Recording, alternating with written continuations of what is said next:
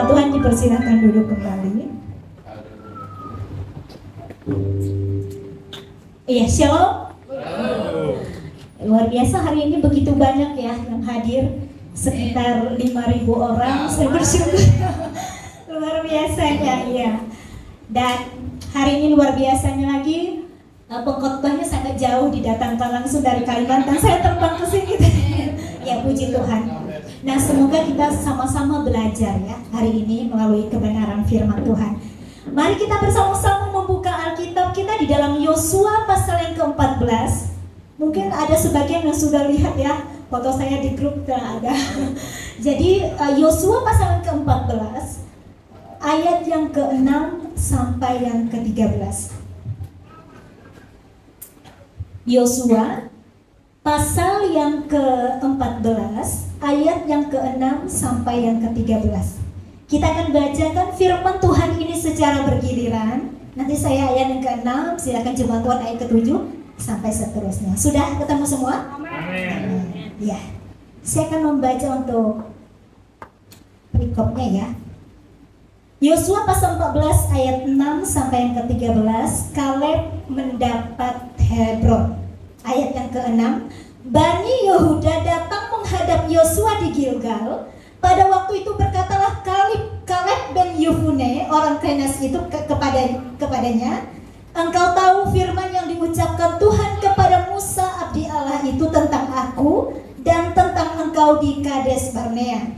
Aku berumur 40 tahun ketika aku disuruh Musa hamba Tuhan itu dari Kades Barnea untuk mengintai negeri ini, dan aku pulang membawa kabar kepadanya yang sejujur-jujurnya. Sedang saudara-saudaraku yang bersama-sama pergi ke sana dengan aku, membuat tawar hati bangsa itu, aku tetap mengikuti Tuhan Allahku dengan sepenuh hati. Pada waktu itu Musa bersumpah, katanya, sesungguhnya tanah yang diinjak oleh kakimu itu akan menjadi milik pusakamu dan anak-anakmu sampai selama-lamanya. Sebab engkau tetap mengikuti Tuhan Allahku dengan sepenuh hati. Jadi sekarang sesungguhnya Tuhan telah memelihara hidupku seperti yang dijanjikannya. Kini sudah 45 tahun lamanya sejak diucapkan Tuhan firman itu kepada Musa, dan selama itu orang Israel mengembara di padang gurun. Jadi sekarang telah berumur 85 tahun aku hari ini. Pada waktu ini aku masih sama kuasa seperti pada waktu aku disuruh Musa.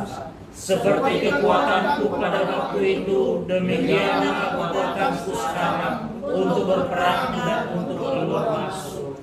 Oleh sebab itu berikanlah kepadaku pegunungan yang dijanjikan Tuhan pada waktu itu, sebab engkau sendiri mendengar pada waktu itu bahwa di sana ada orang Enak dengan kota-kota yang besar dan berkubu. Mungkin Tuhan menyertai aku, sehingga aku menghalau mereka seperti yang difirmankan Tuhan.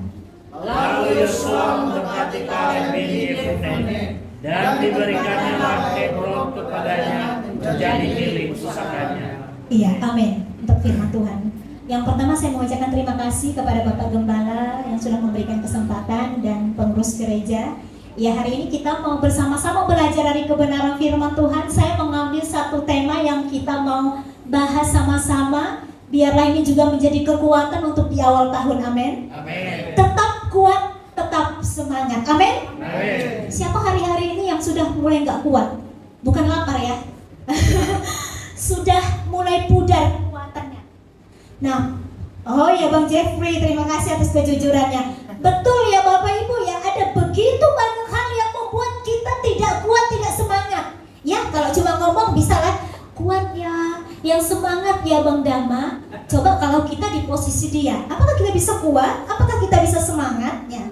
Bapak Ibu, menjadi kuat, menjadi semangat itu kadang-kadang sebuah kata-kata motivasi yang udah basi gitu ya.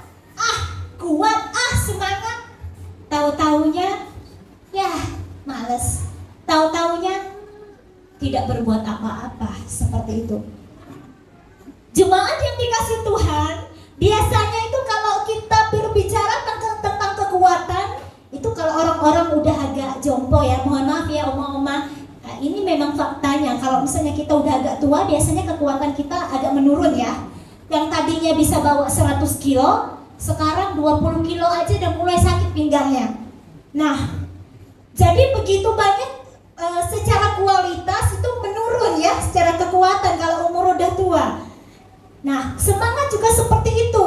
Mungkin ada hari-hari ini yang udah di pekerjaan, aduh males banget, kerja lagi, ke sekolah lagi, kantor lagi, ya buka toko lagi, aduh gini-gini terus ya hidupnya ya. Nah, untuk menjaga supaya tetap semangat, supaya tetap kuat itu ada rahasianya ya.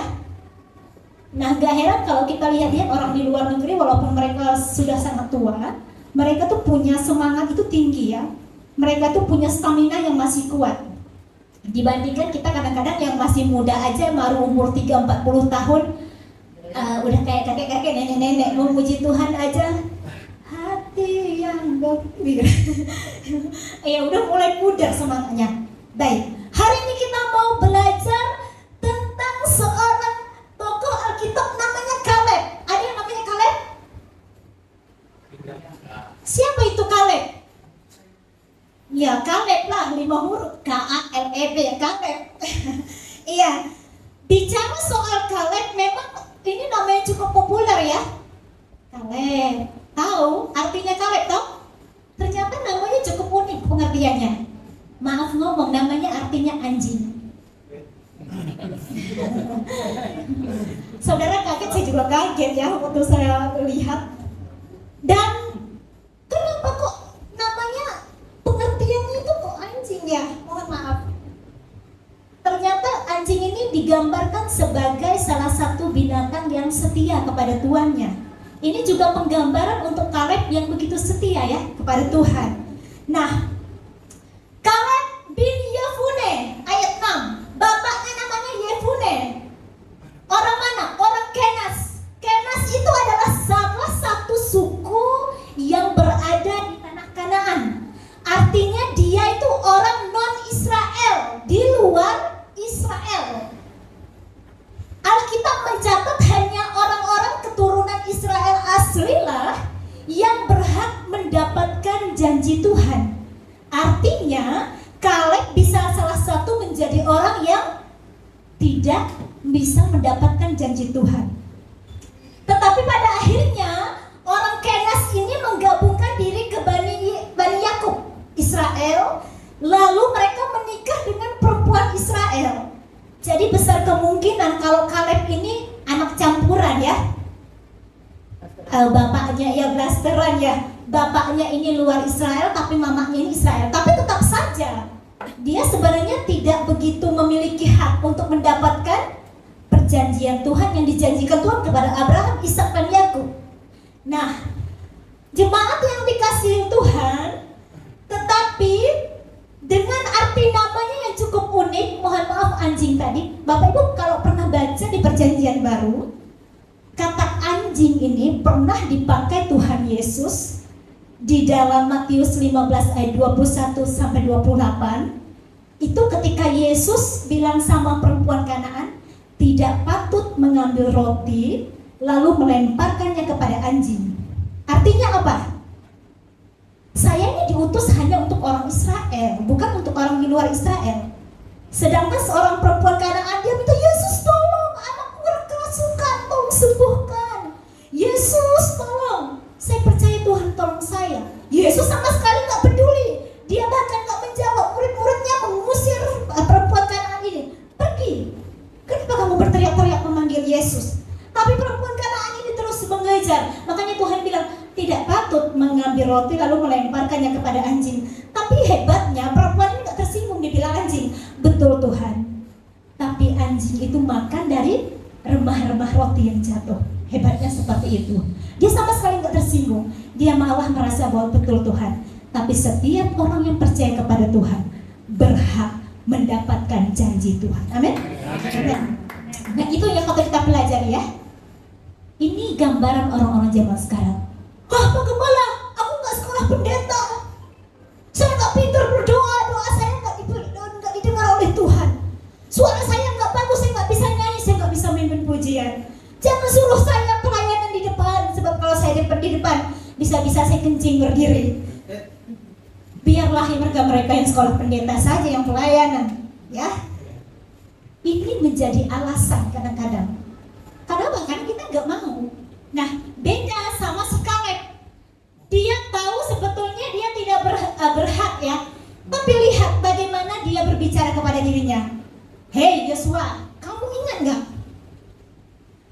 Tuhan itu berfirman kepada Musa waktu itu di tanah Kanaan, bahwa waktu itu Tuhan pernah janjikan untuk memberikan tanah Hebron. Ya, nah kita mau pelajari satu hal. Ya silakan yang pertama, kenapa kalian tetap bisa kuat, tetap bisa semangat di dalam Tuhan? Ternyata dia memiliki iman yang teguh terhadap janji Tuhan. Kalau ada lagu jambu, janji-janjimu busuk-busuk, ya. Sekarang lah, kalau kita janji tinggal janji. Pak, mulainya jam 1 ya ibadahnya. Siap Pak Pendeta, OTW. Padahal OTW-nya masih mandi, masih makan. Nanti kita ketemu ya nanti ibadah doanya nanti jam 7.30. Baik Pak Pendeta, siap. Tahu-taunya datangnya 8 jam 9. Ya itu ya janji manusia. Bahkan untuk suami istri aja janji mohon maaf tidak boleh terlalu percaya. Makanya Bang Nama tadi bilang jangan terlalu berharap dan bersandar kepada manusia, ya. Nah, jemaat yang dikasih Tuhan, ternyata Kaleb memegang teguh imannya kepada Tuhan. Buktinya bagaimana? 45 tahun menunggu janji Tuhan. 45 tahun itu waktu yang sebentar, waktu lama. Saudara aja suruh nunggu 1 jam, udah mulai geser kiri, geser kanan, entah kayak cacing kepanasan ya. Udah mulai ngebetah. Aduh, apalagi mohon maaf yang udah kalau suruh nunggu pacar, 1 menit aja rasanya itu lama sekali. Nah, Kaleb itu 45 tahun, dia berkata waktu itu umurnya 40 tahun, sekarang 45 tahun. Dia tetap pegang janji Tuhan, dia tetap ingat janji Tuhan. Kira-kira apakah selama 45 tahun itu sang Kaleb hanya menunggu? Saya yakin di dalam penantiannya 45 tahun, Kaleb mempersiapkan sesuatu yang luar biasa, amin. Iman itu apa? Apakah saya merasa bahwa Tuhan berbicara kepada seperti ini? Tahun depan hidupmu akan diubahkan, karirmu sukses, nanti anak-anakmu akan diberkati, daganganmu akan pokoknya laris manis ya. Orderanmu dipermudah, seperti itu. Saya merasa bukan tentang perasaan. Firman Tuhan itu berkata bahwa iman itu apa?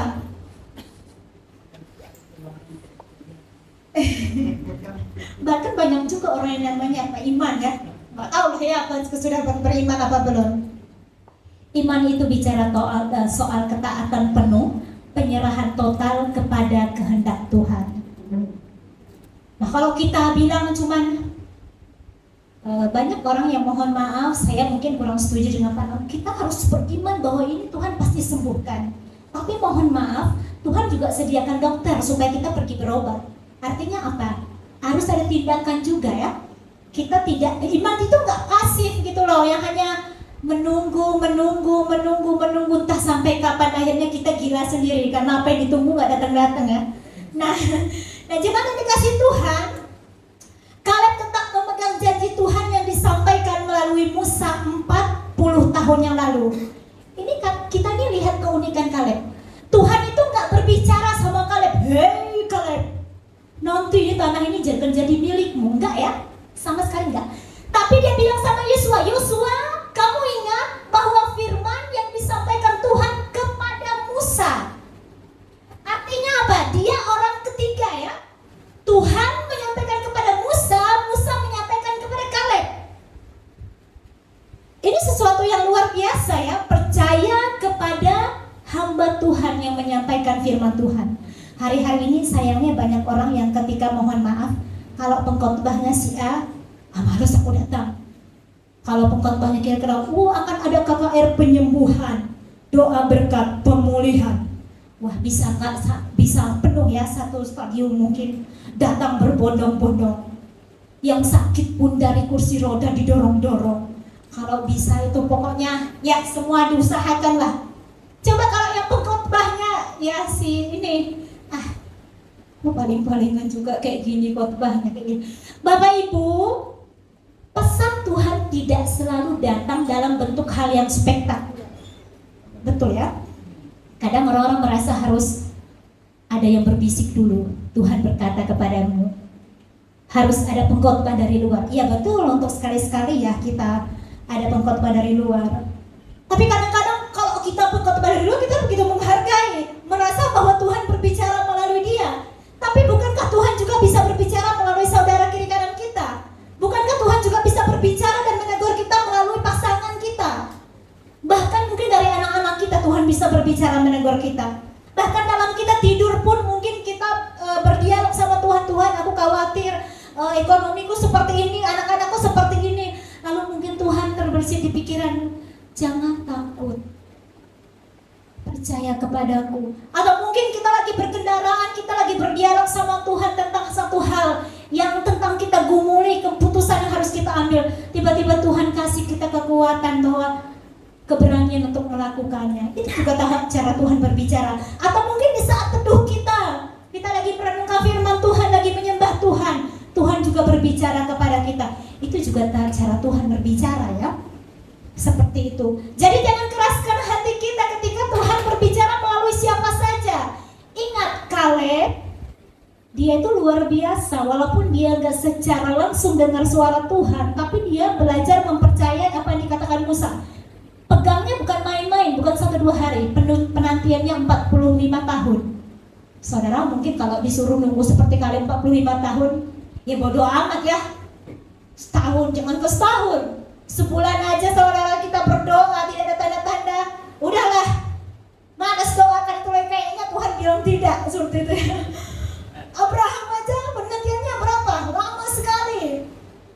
Nah, tapi iman yang dimiliki Kaleb adalah iman yang menaruh pengharapannya kepada Tuhan. Seberapa besar hari ini kita yakin hidup kita pasti ditolong oleh Tuhan. Janji Tuhan, ingat, di mana janjinya?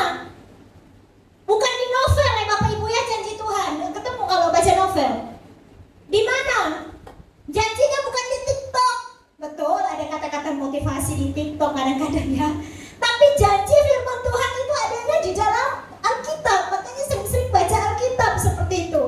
Walaupun ya nggak dipungkiri ya, kalau udah buka HP itu ya orang nggak diri sendiri ya, nanti sampai akhirnya ketawa sendiri, senang sekali baca firman Tuhan 5 menit ya, kayak ada orang yang kipas-kipas mata langsung ngantuk gitu. Nah, cara kita terus memegang janji Tuhan, beriman kepada, tetap kuat, tetap semangat, karena dia beriman kepada Tuhan. Dia tahu kepada siapa dia menggantungkan harapannya. Kaleb tahu bahwa Tuhan itu gak pernah ingkar janji, seperti itu ya. Dia tahu betul apa yang difirmankan Tuhan berpuluh-puluh tahun yang lalu, Tuhan akan juga menjawab tepat pada waktunya. Amin. Saudara, ini juga harus kita miliki supaya kita tetap memegang janji Tuhan. Yang terakhir, saya hanya bawa 2 poin ya Bapak Ibu. Nanti kalau sudah ada kode yang ngantuk-ngantuk ya saya paham lah ya. Yang kedua, ternyata Kaleb ini memiliki kesabaran dalam menanti penggenapan janji Tuhan. Sabar. Sabar-sabar mulu. Sekarang mah gak pakai sabar-sabar. Antrian aja gak usah pakai sabar-sabar lah. Sabar itu mah nanti. Iya. Ada juga yang namanya sampai dikasih nama Sabariyah, karena dia orang tuanya berharap supaya anaknya menjadi sangat sabar seperti itu. Tapi sayang, sabar ini menjadi sesuatu yang sangat sulit dilakukan, betul? Sabar itu bukan pasif ya. Biasanya orang sabar itu digantikan dengan orang pelan bicaranya, lembut suaranya, halus perangainya, itu dikatakan sabar. Diam-diam baik itu sabar. Saudara tidak harus seperti itu. Sabar itu Coba kalau saudara misalnya dihina orang, kita punya rasa pengen membalas, betul kan? Ih, dia nggak tahu siapa saya, gitu kan? Nenek moyang saya di mana-mana, tanah saya di mana-mana. Aduh, kakek buyut saya pernah jadi presiden, pernah jadi apa, DPR, MPR, gitu kan? Kalau kita mau balas, untuk menahan diri supaya tidak marah itu mudah nggak? Tidak mudah. Maunya marah, itu marah kita marah gitu. Maunya dia sombong, saya juga sombong, seperti itu. Tapi ingat, untuk tetap kuat, tetap semangat tuh perlu kesabaran. Ingat Kaleb, 45 tahun dia sabar. Aduh, saya nggak bisa bayangin ya kalau saya di posisi Kaleb, mendoakan sesuatu berpuluh-puluh tahun, apakah saya masih mampu? Siapa hari ini yang pernah mendoakan sesuatu tapi karena nggak dijawab-jawab berhenti? Ada? Mungkin ada di antara kita yang sudah lelah ya. Aku lelah meminta-minta itu terus. Tuhan sepertinya nggak kasih tanda-tanda seperti itu. Aku lelah berjuang. Sepertinya apa yang saya perjuangkan Tuhan tidak merestui ya. Tuhan sepertinya tidak berkehendak untuk hal itu. Nah, ternyata kesabaran ini penting ya, walaupun sangat tidak mudah dilakukan. Apakah selama 45 tahun Kaleb hanya ongkang-ongkang kaki, dia tunggu janji Tuhan 45 tahun? Alkitab mencatat di Bilangan pasal 1, pada waktu itu, jadi di Yehuda ini, untuk tentara yang ada itu dari suku Yehuda itu berjumlah 74.600. Itu orang-orang yang bisa dipakai untuk berperang ya. Tetapi pada waktu itu Tuhan murka, karena waktu Tuhan mengutus ke-12 pengintai melihat tanah Kanaan, ternyata 10 di antaranya ini mereka bilang, waduh, nggak bisa kita rebut tanah Kanaan. Orang di sana besar-besar tinggi. Bagaimana cara kita melawan? Kita kecil-kecil. Apalah dayaku. Kita ini sangat lemah, tidak ada kekuatan. Seperti itu. Tapi Kaleb sama Yosua ini memiliki cara pandang yang berbeda. Mereka berkata tidak, Tuhan beserta kita, Tuhan berperang untuk kita, kita pasti menang. Dan pada akhirnya orang Israelnya mulai bersungguh-sungguh, lebih baik aku berada di tanah Mesir, menghadap sama kuali-kuali yang penuh daging, makan bawang prei, pokoknya semua sudah ada di situ, walaupun hidup di bawah pekerja paksa. Murkalah Tuhan. Karena lihat mental orang Israel ini karena memang terpola di perbudakan di Mesir.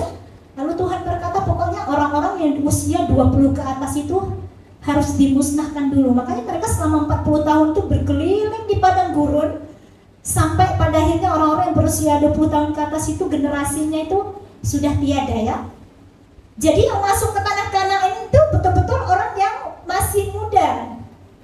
Bayangkan, Kaleb harus memulai kembali mengatur generasi-generasi baru untuk dipersiapkan berperang kembali melawan orang Enak.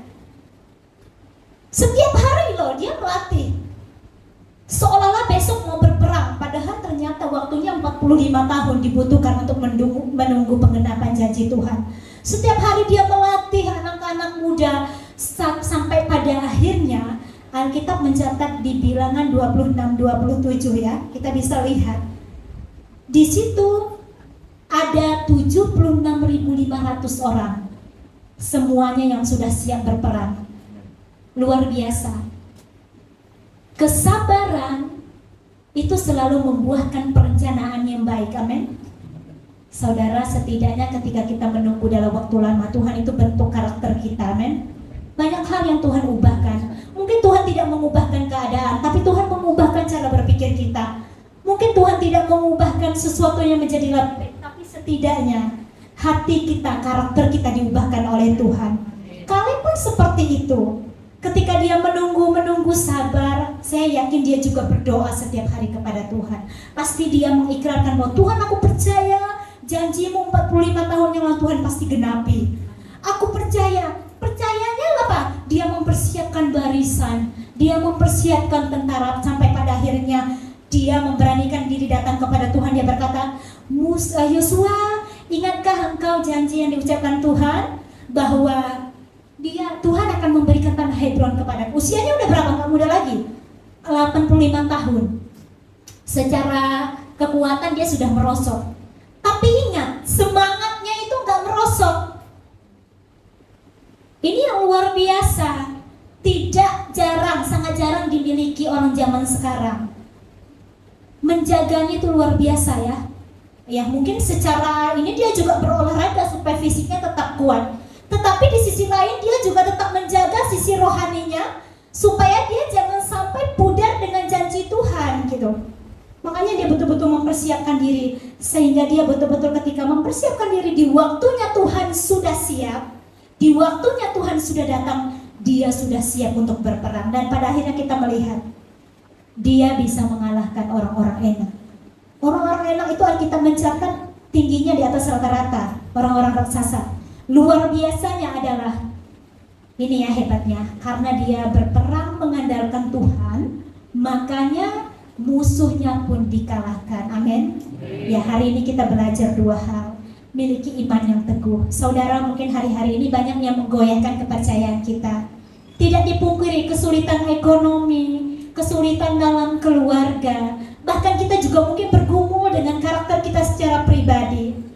Berimanlah, tetap ingat janji Tuhan. Mungkin saudara pernah merenung ya, bagaimana susah-susahnya kita dulu. Tapi kalau diingat sekarang, luar biasa Tuhan tolong saya. Pernah hampir gak makan, tapi Tuhan tolong sekarang makanannya sampai gak termakan makan. Pernah hampir mati sakit, tapi puji Tuhan, dulunya kurus kering, sekarang puji Tuhan bajunya sudah ukuran XXL. Haleluya gitu ya. Dulunya lama pengangguran, puji Tuhan sekarang dikasih pekerjaan. Amin. Luar biasa, Tuhan punya waktu sendiri. Ini bukan menyindir ya, tapi waktu Tuhan itu begitu luar biasa. Makanya memang perlu kita tuh ingat ya. Kadang-kadang kalau kita udah mulai capek, mulai aduh putus semangat, ingat bagaimana Tuhan pernah tolong kita beberapa waktu lalu. Amin. Sabar, juga sabar hari ini ya. Dalam sabar pun persiapkan diri. Kalau contohnya saya kasih ilustrasi ini. Kita ada seorang pria misalnya, mohon maaf umurnya 40 tahun. Dia berdoa dari umur 30 tahun, dia meminta jodoh kepada Tuhan. Tuhan berikan aku jodoh. Ternyata dalam penantian itu Tuhan belum berikan. Apa yang harus dia lakukan? Berkaca. Walaupun belum menemukan taubatan hati, tetap harus berkaca. Tetap harus merapikan diri. Apa yang kurang kira-kira? Apakah saya kurang wangi? Atau kurang rapi? Ataukah mungkin cara dari berbicara saya salah? Tetap memperbarui sehingga ketika nanti misalnya Tuhan kirim seorang jodoh, kita siap gitu loh. Gitu, artinya apa? Dalam bersabar pun kita harus tetap mempersiapkan diri ya.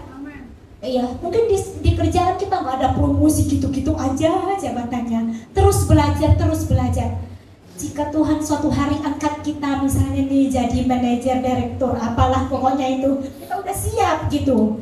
Hidup kita udah siap karena kita di dalam kita bersabar pun kita tetap harus berusaha. Amin. Iya, puji Tuhan. Demikian firman Tuhan yang dapat disampaikan, semoga menjadi kekuatan bagi saya dan saudara.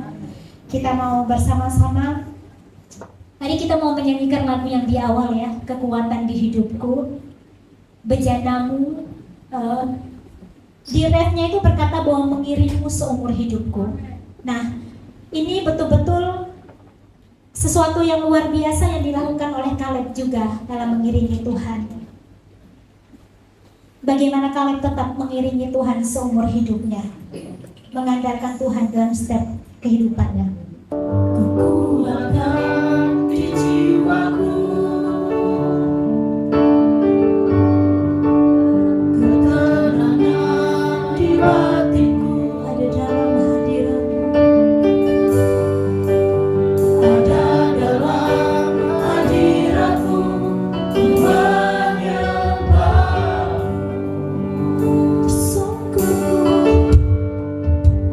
Sungguh di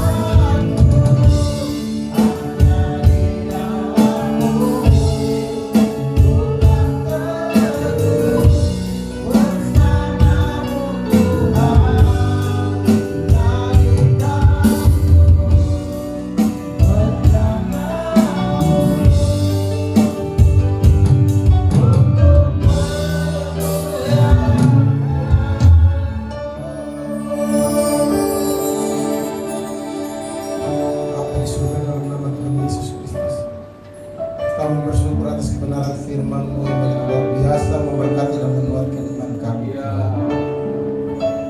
Terima kasih Bapa di surga, berkati pendeta Hilmi yang sudah menyampaikan isi Tuhan. Engkau pakai dengan dasar dan luar biasa Tuhan dimanapun hamba melayani. Berkati rumah tangganya Tuhan. Apapun yang menjadi pergumulannya Tuhan jawab. Terima kasih Tuhan. Terima kasih Tuhan di kebenaran firman-Mu. Kami harus memiliki iman yang teguh dan harus memiliki kesabaran dalam menanti setiap janji-janji Tuhan. Makasih Bapa di surga. Berkati setiap kami yang hadir pada siang hari ini.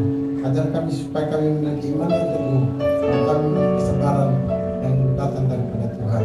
Sehingga kami mampu menjalani kehidupan ini dengan pegang janji Tuhan dalam hidup kami. Terima kasih Tuhan. Urapi kami semua di dalam nama Tuhan Yesus Kristus. Kami berdoa dan mengucap syukur atas kebenaran firman-Mu.